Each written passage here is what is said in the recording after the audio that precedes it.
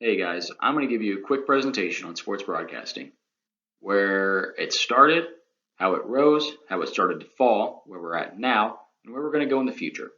For this project, I focused on the MLB and the NFL mostly, with some other sports mixed in, and I focused solely on TV broadcasting, so no radio here. The very first TV sports broadcast in the United States was a 1939 college baseball game that featured the Princeton Tigers and the Columbia Lions. NBC broadcasted the game, and 1939 was a big year for sports broadcasting. Not only did you have college baseball games in the summer, you had college football games starting in late summer, and also the NFL broadcast their very first game in 1939 as well. Of course, these were very limited markets. You couldn't watch your favorite team if, say, you were 300 miles away. It was just what it was. You couldn't get it that far over the air. There was no way to go coast to coast until 1951, when a football game against the University of Pittsburgh and Duke was broadcast coast to coast. The NCAA saw that and didn't quite like it. So they decided they were going to take control over each team's broadcasting rights and decide when they were going to broadcast the games and how they were going to do it. University of Oklahoma Board of Regents started not like that in the 1980s and sued the NCAA. The NCAA lost the suit, and now we have college sports whenever we want. The NCAA doesn't really get to control whenever we get to see them, and we have the SEC network, the Big Ten network, and all that kind of stuff because of this lawsuit here.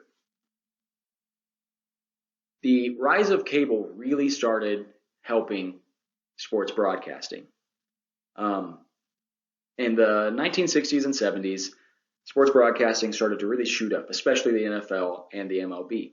The MLB got a $5.7 million deal for ABC for their Game of the Week that aired 28 games in 1965. That's your final test question. It's just going to be, how much did ABC pay the MLB for broadcasting 28 games in 1965? Obviously, the answer is $5.7 million. Interestingly enough, there were still blackouts back then, and it just kept people from watching some of their favorite teams. ABC also bought Monday Night Football in 1970, and we couldn't bring up sports broadcasting and cable without bringing up ESPN. ESPN took the world by storm, and everyone loved it. It was their premier destination to watch anything sports related, to get their highlights, and to maybe see the highlights of the team that they love when they couldn't watch them coast to coast. By the 1990s, cable had 60 million subscribers. These deals got even bigger because of the rising cable numbers. $400 million just for ESPN Sunday Night Baseball, and $1.8 billion in total for other providers for just national games. That's not factoring in any of the regional games. In 1990, the NFL signed contracts for $3.6 billion with multiple providers as well. Rise of viewership correlated with the rise of cable. The World Series peaked in the 1980s with 42 million viewers and hung around 25 to 30 million viewers each year until the 2000s, where it kind of declined into 15 million viewers to 20 million viewers. The Super Bowl also rose, but it rose a lot faster, averaging around 80 million viewers in the 1980s and 90s, before rising to around 100 million viewers in the 2000s, peaking in 2015 with the Patriots versus Seahawks Super Bowl that netted 114 million viewers. Last year's Super Bowl with the Chiefs and the Buccaneers netted about 91 million viewers. These massive numbers have created massive deals that the leagues have signed. Cable and sports ratings peaked in the mid-1990s and mid-2000s and stayed strong until the mid-2010s, where cord cutting started to become a trend. Now, cable finds itself in decline and adaptation stage. Since 2013, cable numbers have fallen from about 100 million households having cable to 79.4 million in 2021. We're going to see even more people start cutting cable as they realize that they don't need cable to get their entertainment. They've got Netflix, Hulu, whatever they need. Even with that trend of people falling off of cable, sports and cable have kind of stuck together. Streaming has started to take off in the early 2010s, but hadn't quite yet, so cable was still king. Cable and sports have found themselves in a weird sort of limbo now, where there's still a ton of money coming in from cable. The NFL just signed a $133 billion deal with the usual TV providers and now Amazon as well. And there's still 15 million viewers per regular season NFL game just on cable. The MLB also got a $1.1 billion or $1.81 billion deal from ESPN, Fox, and TBS just for those national broadcasts. And Sinclair Media Conglomerate bought 21 regional MLB, NHL, and NBA networks for $10.6 billion, renaming them to Bally Sports whatever. So if you were a fan of Fox Sports Midwest or Fox Sports Kansas City, now they are Bally Sports Kansas City or Bally Sports Midwest from that acquisition. Some of the money is now starting to come in from streaming, but we still find ourselves getting more money from cable than streaming. The native streaming services that the MLB has or the NFL has started to provide some money, but not enough to really get off of cable. This strange limbo that we find ourselves in is only going to get worse as more and more people cut cable and more people are going to want to watch their favorite teams.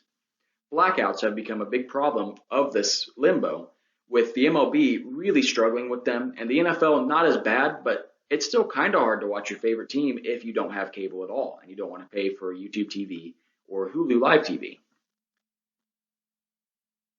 This limbo between cable and streaming has opened the door for a monster of illegal streaming. In 2019, Wilder vs. Fury, a boxing match that cost $80, brought in 325,000 pay-per-view customers. But that same fight also brought in 1.9 million viewers on illegal streaming websites. That is $151 million in lost revenue for Fox Sports and ESPN. Illegal streaming is built off people that don't want to pay for things and people that have no other way of watching their favorite teams. If you're in Kansas City and you only have YouTube TV, you can't watch the Royals. You might very well turn to one of these illegal streaming sites. According to piracy data company Muso, there were 362.7 million visits to illegal sports streaming sites' websites in just January of 2019. That is insane to me. There's no clear solution to illegal streaming, and sports are going to be forced to adapt to this because more and more people are going to start turning to these illegal streaming websites as more of their cable channels start getting turned off to their favorite teams. Sports are going to have to adapt, and they're going to have to adapt using streaming. Streaming is the future for cable and for sports.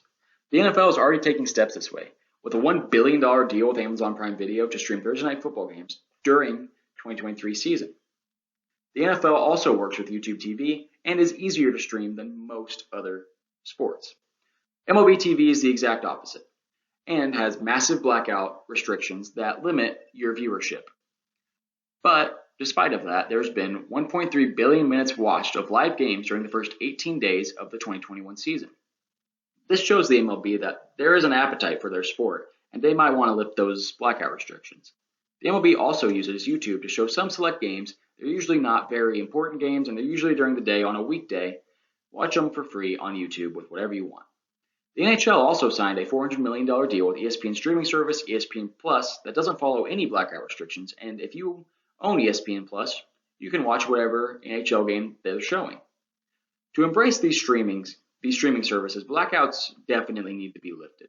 There's no way that the MLB is going to survive with nobody watching their sport because more and more people are starting to cut the cord. That is going to kill the MLB, and it's nice to see them starting to take steps in the right direction. The future of sports broadcasting is without a doubt streaming, and we're going to get there sooner than later.